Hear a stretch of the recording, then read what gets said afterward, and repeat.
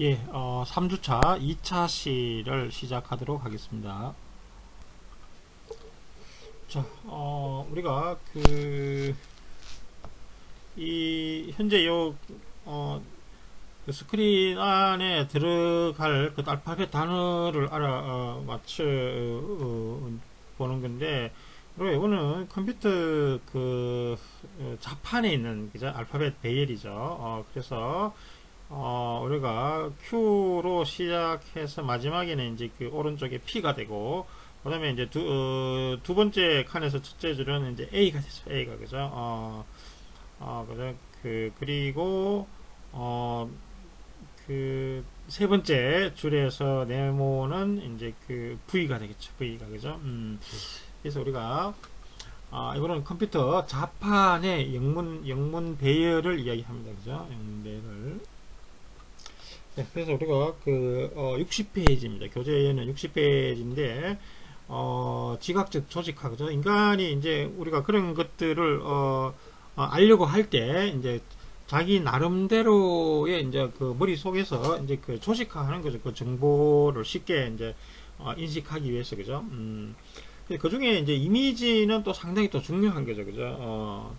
그래서 우리가 여러 정보 원천으로부터 나온 정보를 처리해서 형성되는 어떤 그 특정 대상에 대한 총체적 지각을 의미를 하는데, 소비자들은 이제 상품의 품질, 뭐 디자인, 가격, 구매의 편의 및 또 AS 등 이러한 정보들을 일일이 지각하고 평가하기에는 이제 시간이 부족하죠. 그죠? 그래서 우리가 이러한 것들을 단편적인 정보들을 우리가 전체적으로 이제 통합해서 이제 자기가 그 평가하는 방식으로 해서 이제 의사결정을 내리는 경우가 많습니다. 그죠? 그래서 우리가 각자 그 개인 나름대로의 이제 전체적으로 통합해서 이제 평가하려고 하는 이러한 심리가 있고요. 그래서 또 이미지는 상당히 또 우리가 여러 가지 또 중요하죠. 그죠? 그래서 구매 행동에 강한 영향력을 또 행사하는 것이 또 이미지죠. 이미지. 그래서 이미지를 개선시키기 위해서 뭐 회사명이라든지 로고라든지 또는 상징 등의 그 변화를 시키기도 하고 또 교체도 하기도 합니다. 그죠? 그래서 우리나라 이제 예를 들어서 우리나라 이제 한화그룹이죠. 한화그룹이 옛날에는 이제 한국화약그룹이었습니다. 그래서 한국화약그룹이라는 것은 우리가 이제 군수업체, 이제 주로 군수산업 쪽으로 이제 많이 하는 이러한 그런 이미지를 가지고 있었습니다. 그죠?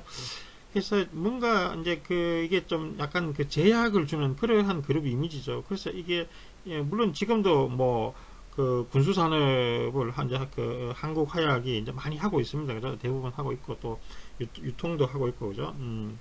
그래서 조금 더 이제 그룹 이미지를 좀 더 포괄적으로 가져가고 또 글로벌화로 우리가 나가기 위해서는 그죠? 이제 한국화약그룹이라는 것만 가지고는 부족하죠. 그래서 우리가 미래지향적으로 이제 새로운 이미지를 심어주기 위해서 이제 하나그룹으로 이렇게 명칭이라든지 심벌, 로고 등을 이제 교체를 했습니다. 그죠? 그래서 이제 많은 비용과 시간을 들이는데, 그러니까 우리가 이렇게 할 경우에는 여러 가지 또 뭐, 재무적인 상황이라든지 대외 신용도 이런 것들이 또 이제 변화되는 이러한 위험 요소가 따르기 때문에 이제 신중을 기해서 하는 것이 중요하다고 할 수 있겠습니다. 예, 그래서 세 번째 이제 이미지 유형에서 이제 브랜드 이미지가 되겠습니다. 그죠? 그래서 우리가 브랜드 이미지라는 것은 이제 소비자들로부터 이제 인식되고 있는 소비자가 특정 브랜드에 대해서 가지고 있는 총체적인 지각을 의미합니다. 그죠? 총체적인 지각. 그래서 우리가 브랜드 이미지가 상품이 지닌 실제적인 특성보다도 구매 결정을 하는 데 있어서 더 중요시 되기도 한다. 브랜드가 이제 더 중요시 되는 제품들은 우리가 이제 서비스 산업이죠. 서비스 산업. 주로 이제 무형의 제품을 판매하는 서비스 산업들입니다. 그죠? 왜냐하면은 우리가 일반적으로 공산품들은 다 우리가 그 오프라인에서 실제로 물건을 뭐 시연도 해보고 해서 우리가 사용해보고 우리가 구매하는 경우가 많은데, 사실은 우리가 여행 상품이라든지 또는 호텔이라든지 뭐 외식 분야 같은 경우는 우리가 그죠, 미리 우리가 그 상품을 사용할 수가 없습니다. 그죠? 이러한 경우에는 대체적으로 우리가 이제 그 브랜드를 믿고 의사결정을 하는 경우가 많죠. 그래서 이제 실제적으로는 상품이 지닌 특성보다도 이제 구매 결정에 더욱 중요시 되기도 하는 그러한 분야가 되겠는데, 블라인드 테스트 결과 뭐 모든 맥주가 동일한 맛을 지니고 있다고 평가되었음에도 브랜드를 알려주었을 때는 자기가 이제 즐겨 마시는 맥주가 보다 맛이 우수하다라고 이렇게 이제 주장한 이러한 연구도 있습니다. 그러니까 시장에서는 그 자사의 브랜드를 강화하고 또 호의적이면 이제 독특한 이미지, 브랜드 포지셔닝을 결정하는데 이제 아주 하는 것이 중요하다고 할 수가 있겠습니다. 그죠? 예, 그래서 우리가 이제 브랜드 이미지가 상당히 중요하고, 그 다음에는 우리가 점포의 이미지입니다. 점포의 이미지. 우리가 이제 외식에서 우리가 보통 마케팅에서 이제 7P라고 했을 때, 뭐랄까, 피지컬, 에비던스, 그죠? 물리적 환경입니다. 물리적 환경. 우리가, 그래서 점포의 이미지는 소비자들이 의사결정을 내릴 때 고려하게 되는 점포에 대한 총체적인 인식을 의미한다라고 이렇게 이야기할 수가 있겠습니다. 그죠? 그래서 우리가 어떤 연구에서 브랜드와 소매점 이미지 간의 관계에 있어서 낮은 가격의 점포가 높은 가격의 이미지를 가진 브랜드를 도입하였을 때는 점포 이미지는 개선이 되지만 브랜드 이미지는 반대의 영향을 미친다는 결과를 제시하고 있다. 그래서 점포 이미지는 개선이 되는데 브랜드 이미지는 반대의 영향을 미친다는 결과를 제시한다는 거죠. 그래서 우리가 고가의 제품, 아주 명품을 이런 것들을 일반 상점에서 물건을 판다면은 그 상점의 점포 이미지는 올라가지만은 반대로 그 명품의 브랜드 이미지는 낮아진다는 거죠. 네, 기업의 이미지입니다. 그죠? 기업의 이미지는 우리가 소비자가 지닌 개별 브랜드 점포에 관한 이미지가 이제 기업의 이미지로 이제 확장이 된다고 하죠. 그래서 일반적으로 긍정적 이미지를 가진 기업이 런칭한 브랜드가 더 긍정적으로 받아들여진다고 할 수가 있겠습니다. 그죠? 그래서 우리가 뭐 사회 공헌 활동이라든지 공익 연계 마케팅 등을 꾸준하게 진행해온 기업들은 우리가 그렇지 않은 기업에 비해서 더 긍정적인 기업 이미지를 가지고 있다는 거죠. 옛날에 몇 년 전에 이제 우리가 어떤 개인 택시 기사가 이제 급발진 사고 비슷한 걸로 인해서 그죠, 호텔 신라의 정문을 들이받았습니다. 충돌을 했는데 거기서 이제 비용이 한 4천만 원 정도, 그죠? 수리 비용이 나왔습니다. 그죠? 근데 이제 4천만 원을 수리하기 위해서는 이제 개인 택시 업자는 자기 차를 팔아야 되는 거죠. 자기 차를 팔고 이제 자기 생계를 이제 새로 시작해야 되는 그러한 경우가 되는데, 그래서 이것은 이제 호텔 신라에서 이부진 회장이 이제 자기 호텔 신라에서 다 수리비를 감당한다라고 이렇게 이야기를 했었죠. 그러고 나서부터 이제 호텔 당시에 이제 호텔 신라에 대한 이미지가 상당히 많이 높아졌다고 볼 수가 있는 거죠. 예, 네 번째 이제 지각도입니다. 지각도. 그래서 브랜드 점포 기업이 어떤 이미지를 가지고 있는지에 대한 확인을 위해서 일반적으로 이제 우리가 지각도가 활용이 되고 있습니다. 그죠? 지각도는 서로 관련이 있는 대상 또는 브랜드들이 시장에서 차지하는 상대적인 위치를 그림으로 표현한 것이 되겠습니다. 그죠? 그래서 우리가 그 위치 선정의 근거는 각 브랜드의 유사점과 차이점에 대한 소비자들의 그 지각이 되겠습니다. 그래서 우리가 이러한 지각의 용도는 이제 그 판매 상품에 대해 소비자가 갖는 이미지가 어떠한지를 파악하는데 이제 도움을 주고 있습니다. 그죠? 그래서 그리고 이미지 변화에 관한 시사점을 또 제공하고 타 브랜드와의 비교를 통해서 자사의 브랜드 위치를 파악하고 그리고 또 새로운 마케팅 기회를 제공해주는 이러한 용도가 있다고 하겠습니다. 자, 그래서 우리가 이 그림은 이제 MDS 해가지고 멀티 디멘저널 스케일링인데 우리가 이제 다차원 척도법입니다. 다차원 척도법. 그래서 이제 그 브랜드들이 여러 차원에 걸쳐서 이제 소비자들의 마음속에 자리 잡고 다차원적인 지각 공간에 이제 이 브랜드 이미지가 자리를 잡는데 그래서 그 일반적으로 우리가 이 그 다차원 척도법을 이용해서 이 다차원 척도법이 제공하는 산출물은 지각된 그 공간 내에서 각 브랜드들의 위치를 보여주는 것인데 여기는 이제 그 남성복입니다. 남성복의 그 제품 포지셔닝을 용이하게 하기 위해서 지각들을 보여주는데 그래서 남성복 A가 타사 제품에 비해서 비슷한 위치에서 경쟁하고 있고 그리고 그 동시에 이제 소비자들은 트렌디하고 이제 격식 있다고 생각하는 브랜드는 없다는 것을 이제 역시 확인할 수가 있습니다. 그죠? 그래서 우리가 실제로 이제 그 이 A가 이제 우리가 이동해야 될 것은 격식 있고 트렌디한 쪽으로 우리가 그 남성복 제품의 포지셔닝을 이제 이동시키는 것이 중요하겠죠. 그래서 격식 있고 트렌디한 제품을 신상품을 출시하는 것이 경쟁력이 있다고 할 수 있겠습니다.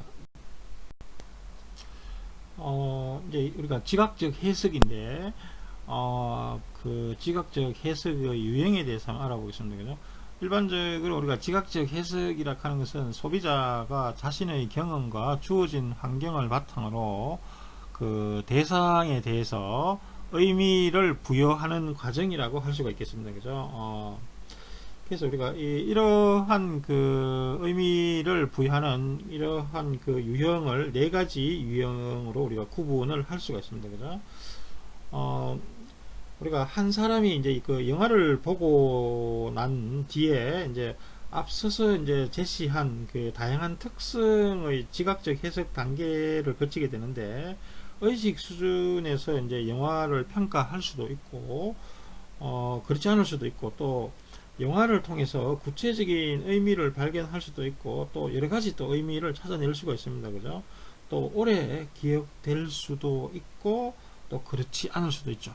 그래서 이제 이거는 우리가 이제 그 해석하는 그 소비자들이 자신의 경험과 주어진 환경을 바탕으로 해서 이제 의미를 부여하기 때문에 그 영화를 보고 난 뒤에 개개인의 그 여러 가지 경험이라든지 환경에 따라서 그것을 의미를 많이 부여하기도 하고 또는 이제 그 뭐랄까 조금 덜 부여하기도 하죠. 우리가 작년에 나온 영화 중에 뭐 먼저 84 1988이 김정인가요? 84 그 여자가 있었죠. 김지영이라는 거.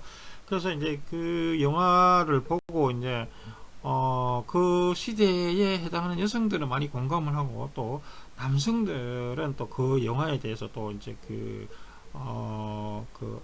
비난을 또 가하게 됩니다. 그죠? 그래서 또 여성들만 또 그렇게 뭐 고생을 하느냐, 또 뭐 그런 식으로 또 부각을 시키느냐 해서, 그죠? 그런 식으로. 그래서 이러한 것들이 지각적 해석이 자신의 경험과 주어진 환경에 따라서 우리가 의미를 부여하는 과정이라고 할 수 있고, 또한 네 가지 형태가 있다는, 그래서 알아보도록 하겠습니다. 예, 그래서 우리가 지각적 해석의 유형은 첫째는 이제 지각적 해석은 자동적으로 그 처리되는 여부에 따라서 구분될 수 있다. 자동적으로 처리 여부에 따라서 구분을 할 수가 있습니다. 그죠? 때에 따라서는 그 무의식 수준에서 광고 메시지 처리가 이루어질 수 있고, 또 어떤 경우에는 그 의식적인 수준에서 의미를 부여하는 과정이 나타날 수가 있습니다. 그죠? 그래서 자동적으로 무의식과 이제 그 의식적인 데 따라서 구분도 되고, 그 다음에 이제 두 번째는 해석 수준에 따라 지각적 해석의 차이가 날 수도 있습니다. 그죠? 그래서 가시적이고 이제 피상적인 이러한 그 대상의 속성에 맞추어서 의미를 부여할 때는 얕은 해석의 수준을 활용한다고 할 수 있고, 반대로 그 자극을 바탕으로 보다 추상적인 그 의미를 부여할 때는 깊은 해석의 수준을 활용한다고 볼 수가 있겠습니다. 그죠? 그래서 뭐 추상적으로 이야기하면 뭐 해석의 의미가 깊다고 할 수 있고, 또는 우리가 그 반대로, 그죠? 그 속성에 맞춰서 의미를 부여할 때는 얕은 해석 수준을 활용한다고 할 수도 있습니다. 뭐 이게 꼭 뭐 정답이라고는 할 수가 없죠, 우리가. 그 다음에 세 번째로는 이제 정교와 수준에 따라서 차이가 나타날 수 있는데, 정교와 수준이 낮을 때는 보다 그 적은 의미의 그 피상적인 특성에 초점을 맞추게 되고, 또 정교화 수준이 높을 경우에는 또 많은 의미와 그 중심적인 특성에 초점을 맞추어 이해하게 된다고 할 수 있겠습니다. 네 번째로는 이제 기억 가능성입니다. 그죠? 그래서 기억 가능성으로 지각적 해석을 수행한 결과가 얼마나 잘 기억되는가와 관련된 이러한 특성이죠.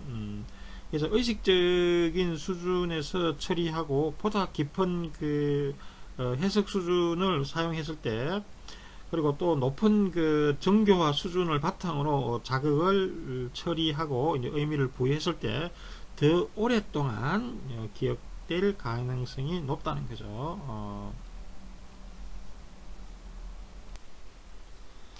다음은 지각적 추론입니다. 추론. 그죠? 주어진 정보와 기존의 이제 지식을 바탕으로 해서 이제 추론된 지식을 만들어내는 것인데, 기존의 소비자들이 지니고 있는 이러한 지식 체계 관여도 대상을 접한 환경 등의 영향을 받을 수가 있습니다. 그죠?